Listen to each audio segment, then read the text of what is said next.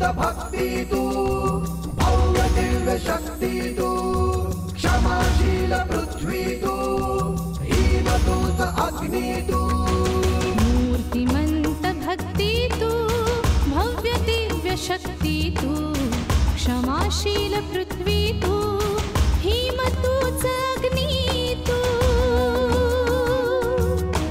तरी तुझ्या पदरा दुःखाचे आंदणा तरी तुझ्या पदरा दुःखाचे आंदणा असे तुझ्या क्षितिजास रूढींचे कुंपण असे तुझ्या क्षितिजास रूढींचे कुंपण रूढींचे कुंपण रूढींचे कुंपण कोण टाकल्या का? हे बघ टाकल्या, तुझी 2 माणसं तानाजीच्या घराकडे पाठव.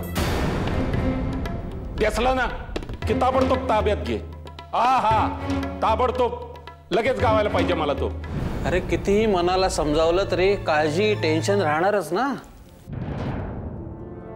आणि हो, त्या इन्स्पेक्टर सावंतांना सांग म्हणावं सध्या अंजलीच्या नावाचा बोभाटा करू नका म्हणावं.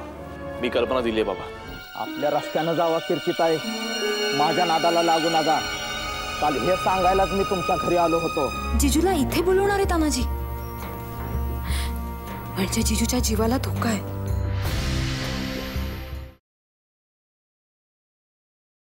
हो मला मान्य आहे सगळं, माझी चूक झाली, माझा गाढवपणा झाला. स्मिता तू चल आज चल. पण बघा ना कसा वागतोय. त्याचं तो बघून घेईल.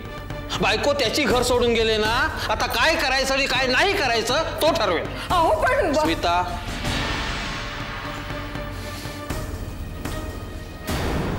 बघ, सिच्युएशन आता हाताबाहेर गेलेली आहे. सभ्य इज्जतदार माणसाच्या घरात जे घडू नये ते सगळं आपल्या घरात घडलेलं आहे. आता फक्त निर्विकारपणे ते बघत बसणं एवढंच आपल्या हातात आहे. सहन नाही झालं तर कुठेतरी चालू पडायचं, समजलं? चल तू आज चल आज चल.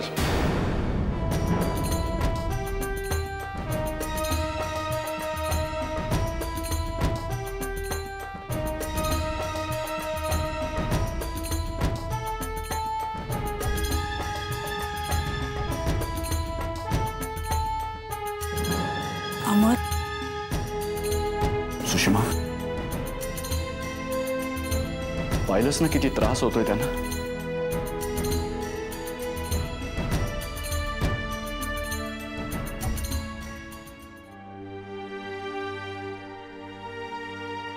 आई म्हणाली सुद्धा, शर्मेनं मान खाली गेली त्यांची माझ्यामुळे. अमर, अरे शब्दशः अर्थ काढण्यात काही तथ्य आहे का? हे बघ, जे घडलं ते खरंच खूप भयानक. शिवाय या वयात माणसाची सहनशक्ती पण खूप कमी होती. पण आई बाबा खूप सहन करतात. सुषमा आता त्यांच्या सहनशक्तीचा बांध तुटत चाललाय. बाबा काय म्हणाले ऐकलंस ना? नाही सहन झालं तर निघून जायचं. आणि मी हे सहन करू शकत नाही. माझ्या जन्मदात्यांवर माझ्यामुळे ही वेळ आली आहे हे मी विसरूच शकत नाही. आणि ही वेळ माझ्या बायकोमुळे, अंजलीमुळे आली आहे. तिच्याशी मी संबंध ठेवू शकत नाही. अमर, अरे अशी नाती तुटतात का? मी ती तोडणार आहे. होय, मी ती तोडणार आहे. कारण मरत मरत जगण्यापेक्षा एकदाच निर्णय घ्यावा, मरायचं की जगायचं. तू खूप हळवा आहे समर, याची मला कल्पना आहे. तुला खूप त्रास होतोय हे सुद्धा मला स्पष्ट दिसतंय. पण ह्यातूनच मार्ग काढायचा असतो. तू असं खचून जाऊ नकोस रे. तुला असं बघण्याची सवय नाहीये मला. प्रत्येक घटनेवर, कृतीवर खोलवर विचार करणारा तुझ्यासारखा बुद्धिवादी माणूस असं वागायला लागला तर कसं होणार? आज जी परिस्थिती माझी आहे ती जर तुझ्यावर आली असती तर सुषमा? तुला काय वाटतं तशी परिस्थिती माझ्यावर आली नाही म्हणून? अरे ह्याच्यापेक्षा भयंकर मनस्ताप 4 वर्ष सहन केलाय मी. माझा नवरा किडनी स्कॅन्डलमध्ये अडकला होता. त्याने अनेक गरीब माणसांच्या मजबुरीचा फायदा घेऊन त्यांच्या किडन्या काढून विकल्या. किती मोठी केस झाली, बदनामी झाली. 6 वर्ष जेलमध्ये गेला माझा नवरा. आणि मग मी ठरवलं की या माणसाशी संबंध फक्त मैत्रीचे ठेवायचे, पती पत्नी सारखं राहायचं नाही. तरीही मला सांगतेस? अंजलीला परत आण, तिला शोधून काढ. रूढींचे कुंपण. किती मोठी केस झाली, बदनामी झाली. 6 वर्ष जेलमध्ये गेला माझा नवरा. आणि मग मी ठरवलं की या माणसाशी संबंध फक्त मैत्रीचे ठेवायचे, पती पत्नी सारखं राहायचं नाही. तरीही मला सांगतेस? अंजलीला परत आण, तिला शोधून काढ. कारण अंजली चोर नाही, लबाड नाहीये. तिची चूक तिला कळलीये. हे बघ, तू तिला क्षमा कर. परत चुकली तर शिक्षा दे. मी विचार करतो, पण अंजली मात्र त्या लायकीची नाहीये. यापूर्वी सुद्धा मी तिला 2दा संधी दिली होती, 2दा. ही 3री वेळ आहे. आता मात्र मी तिला माफ करू शकत नाही.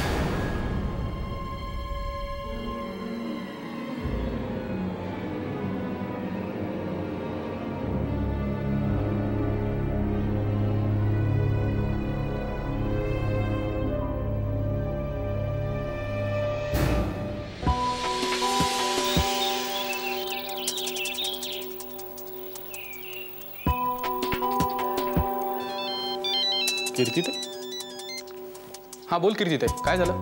अरे कधीचा तुझा नंबर ट्राय करतेय, सतत एंगेज. इतक्या वेळाने जर आपला कॉन्टॅक्ट होणार असेल तर आपण काय मदत करणार एकमेकांना? नाही, आय एम सॉरी, मी जरा कामात अडकलो होतो. काय झालं? अरे तानाजी मला दिसला होता. आमच्यात भांडण पण झालं.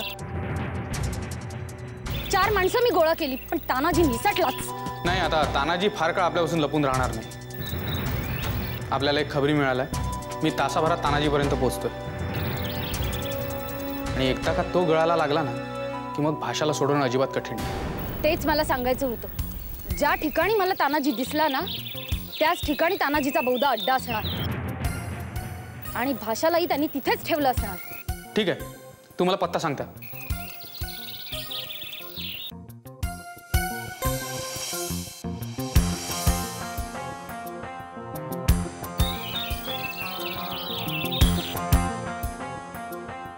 विक्रम, अरे बघता बघता 48 तास व्हायला आले. आज कसंही करून आपल्याला भाषाला शोधायलाच हवं. हे बघ, तू अजिबात काळजी करू नकोस. भाषाला मी आजच्या आज सोडवणार आहे. तू स्वतःची काळजी घे. बाय. हा, बाय.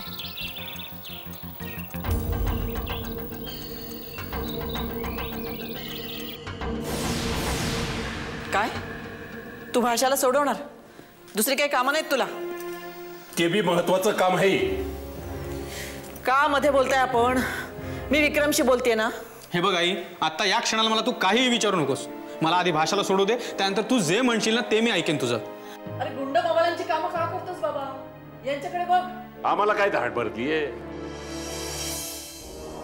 बरं चाललंय की ओ पुरुषांसारखा एवढा मोठा वकील आम्हाला फोन करून विनंती करतो की आम्हाला मदत करा म्हणून. हो, पण अहो ही कामं मवाल्यानंच सांगितली जातात ना.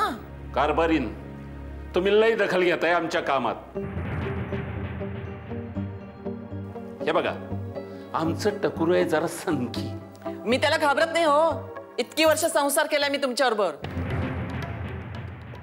तुमचं जे झालं ते झालं, पण मुलाला का आता त्याला नीट टाकता? ओ कारभारनी, सज्जन माणसाप्रमाणे चालायचा प्रयत्न केला होता ना तुमच्या चिरंजीवानी.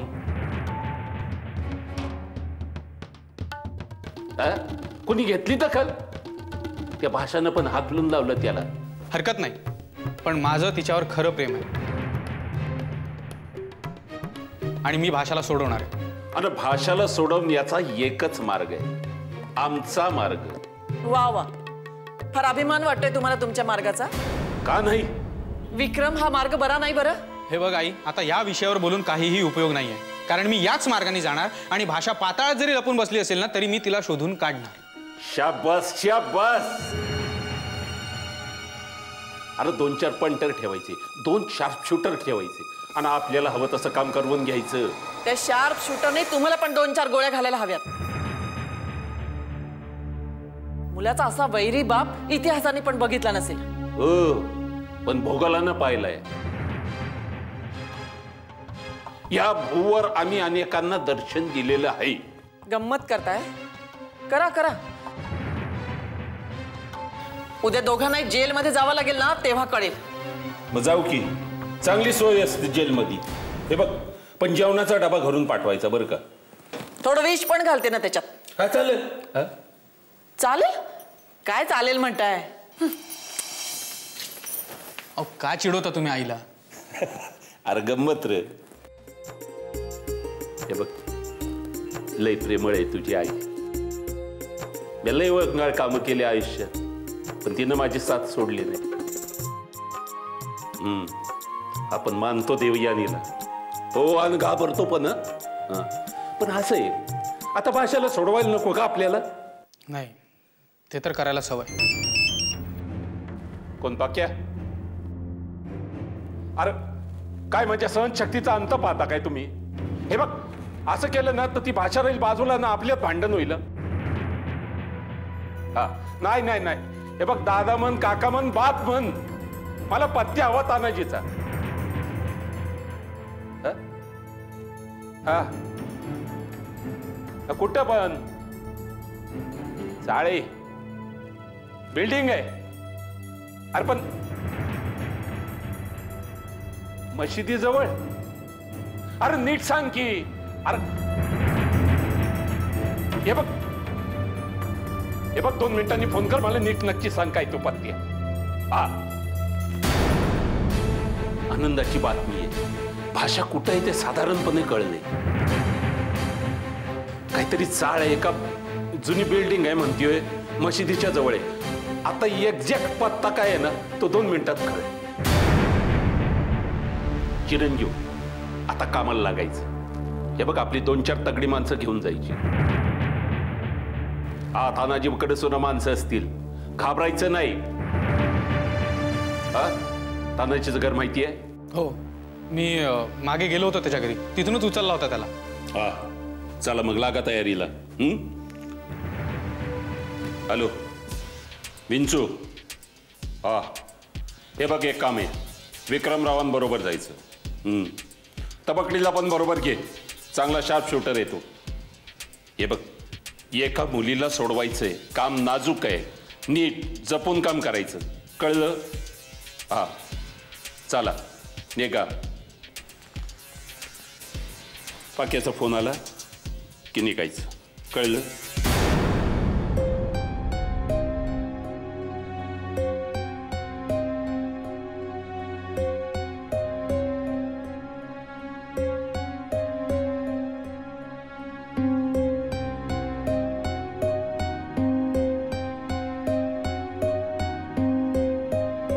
साहेब चहा आणलाय.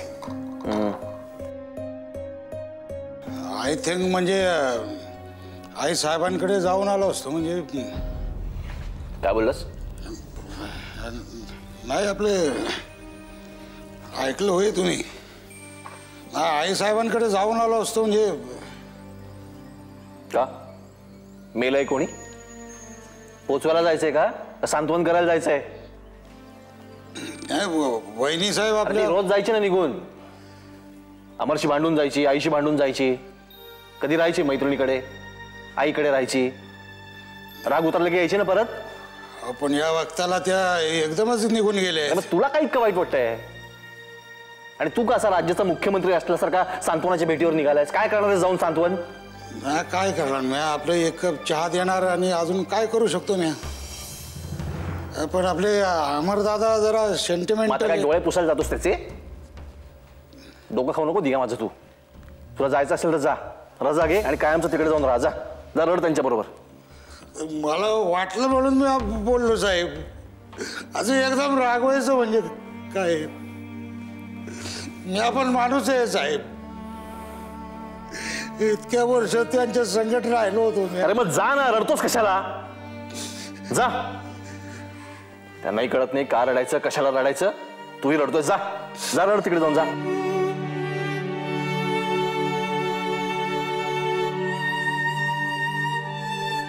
तुम्ही काय बघताय असे? हा, काय करून काय बघताय तिकडे? कामाचं बघा.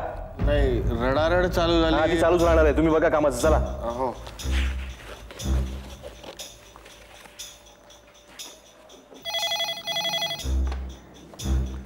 इन्स्पेक्टर सावंत बोलतोय. माझी अपेक्षा होती तुमचा फोन येईल. नाही, पण तसं काही घडलंच नाही तर फोन कशाला करू? कधी घडणार? कधी घडणार? या वर्षभरात काही हालचाली होतील का नाही? रूढींचे कुंपण.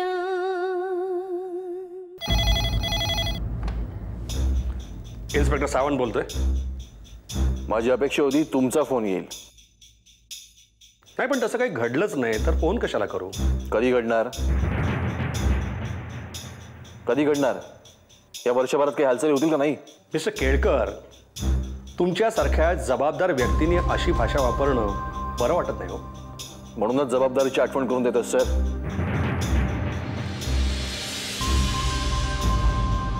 एक तरुण मुलगी किडनॅप झालेली आहे. अपहरण करणारा माणूस अतिशय धूर्त चलाक आहे. आता 48 तास होत आलेत आणि तरीही तुमच्याकडे एकही बातमी नाही. मग माझ्यासारख्या जबाबदार वकिलांनी काय म्हणायचं? बोला. हे बघा, अशा प्रकरणात थोडा वेळ हा लागतोच ॲडव्होकेट. आणि अपहरण करता फार हुशार आणि चलाक आहे. अच्छा, म्हणजे पोलीस यंत्रणा इतकी चालाक आणि हुशार नाही असं म्हणायचं का तुम्हाला? एका माणसाला शोधण्यासाठी संपूर्ण यंत्रणा कमी पडते का? नाही, माझ्या बोलण्याचा तुम्हाला राग येईल, पण माफ करा, आमच्या काही अपेक्षा आहेत तुमच्याकडनं. तरुण मुलीच्या घरच्यांची काय अवस्था झाली असेल ना, याचा जरा विचार करा. काल रात्रीपासून मी एकदाही पॅनिक झालो असं दाखवलेलं नाहीये. नाही, वेळ लागतो, पण तो किती यालाही काही मोजमाप असायला हवं का नको? अहो, आम्ही प्रयत्न करतोच आहोत. आणखीन काय करणार आम्ही? ठीक आहे, यापेक्षा जास्त मी तरी काय विचारणार, नाही का? मी ज्या वेळी जितक्या वेळी फोन केला तेव्हा तुम्ही पोलीस स्टेशनमध्येच होता. मग तपास कोण करताय?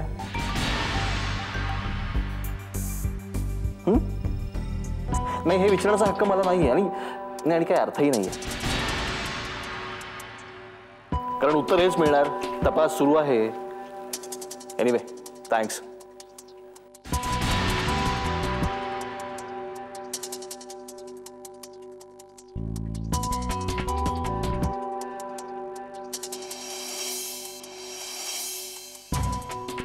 हे उत्तर काही बदलणार नाहीत. अंत बघतील, अंत. पण तपासाची गती काय वाढणार नाही. शिंदे पण ना नको तेव्हा रजेवर जाऊन बसलाय. आता वाट बघण्याखेरीज आणखीन काही राहिलं नाही हातामध्ये.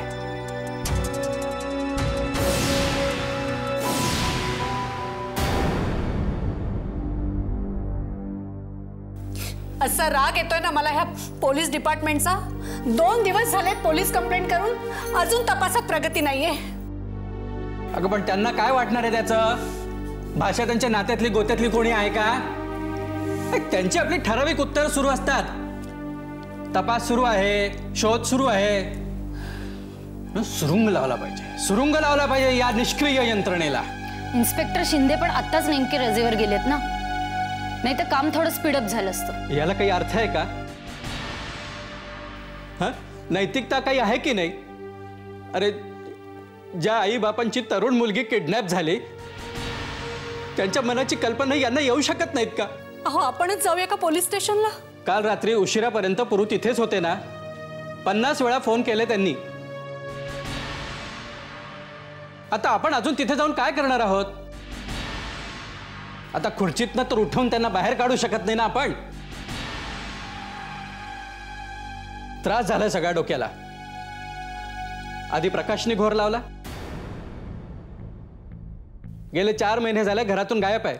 कुठे आहे, काय खातो पितो, काही पत्ता नाही. तिळतिळ तुटतं आमचं मन. आता ही भाषा. अहो, तानाजी सारख्या नालायक माणसाला पोलीस शोधू शकत नाहीत. उलट ह्या असल्या माणसांना असतील तिथून खेचून आणायला पाहिजे.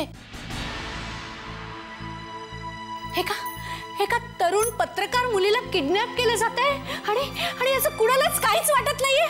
अर्थात भाषाचाच आगाऊपणा नडला याला. प्लीज तुम्ही पुन्हा तेच चराट लावू नका. बोलणार, याच्या पुढेही बोलणार आणि सांगत राहणार. आधीपासून मी हेच सांगत आलो होतो. माणसाने आपली ताकद ओळखून वागायला हवं.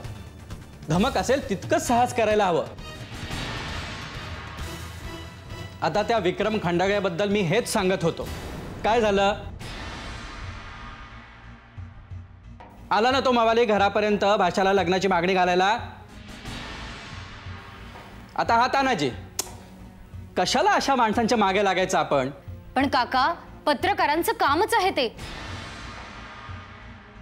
आपण सर्वांनी जर असं गप्प राहण्याचा निर्णय घेतला तर अशा मवाल्यांना रोखणार कोण?